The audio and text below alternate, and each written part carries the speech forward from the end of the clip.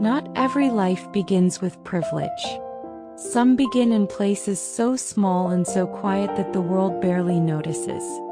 Yet from those forgotten corners, a single dream can rise high enough to change the destiny of a nation.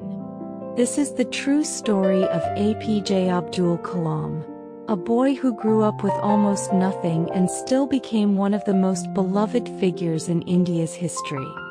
He was born in the 1930s in a tiny coastal town in southern India. When the wind grew strong, sand from the shore drifted into the houses, and the mornings carried the scent of salt and wood smoke. Kalam's family lived simply, far more simply than most. His father worked as a boatman and his mother stretched every coin to feed their large family. But even in that small house, a dream began to take shape. Kalam longed to go to school, to learn, to explore, to understand how the world worked. To afford that chance, he woke before sunrise each day, pedaled through narrow streets, and delivered stacks of newspapers while the town still slept. Years later, he would say that every newspaper he delivered carried not just news, but a piece of his own dream, sent forward into the world, one doorstep at a time. He was a quiet boy, quiet enough that some people barely noticed him. But one teacher saw something different. One afternoon, the teacher demonstrated how a bird's wings moved in flight. Kalam watched with such focus that even his classmates fell silent. When the lesson ended, he whispered, "I want to build something that flies." The teacher didn't laugh. He simply nodded and said, "If that is what you truly want, you can become the one who changes our skies." Those words stayed with Kalam for the rest of his life. As he grew older, the path forward was far from easy. He faced repeated failures and more than once he thought about giving up. But whenever he lost heart, his mother would remind him gently, "No one can dream for you. You must walk toward your dream yourself." With support from his family, including siblings who sacrificed their own plans so he could continue studying, Kalam eventually stepped into the world of science. He soon discovered that science demanded both brilliance and endurance. He worked through long nights, driven by determination more than anything else.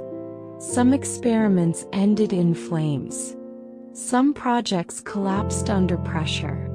And sometimes, with the nation watching, a rocket failed in a burst of smoke and disappointment.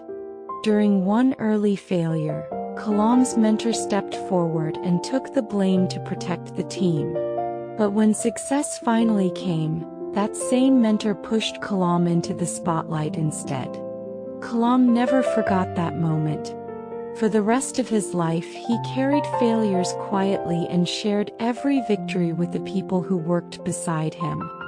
His work eventually helped India develop the Agni and Prithvi missiles, turning the country into a nation capable of defending itself.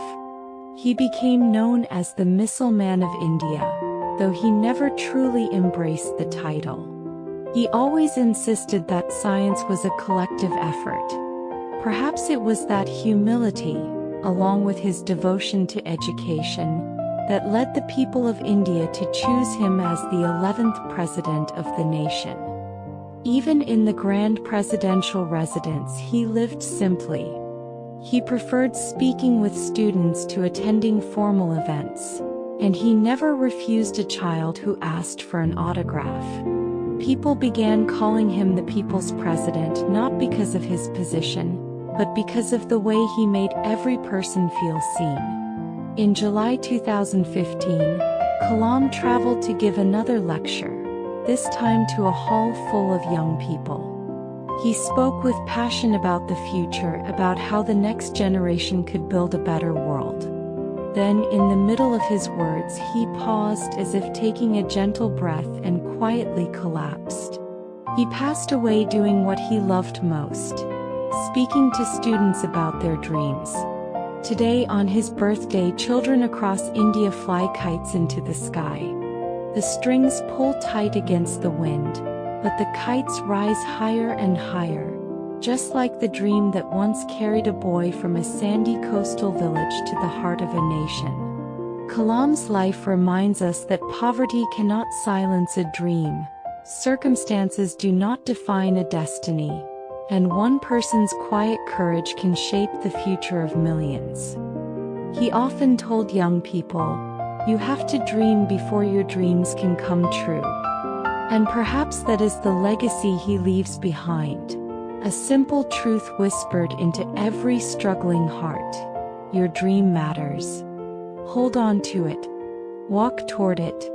And one day it may lift you higher than you ever believed possible.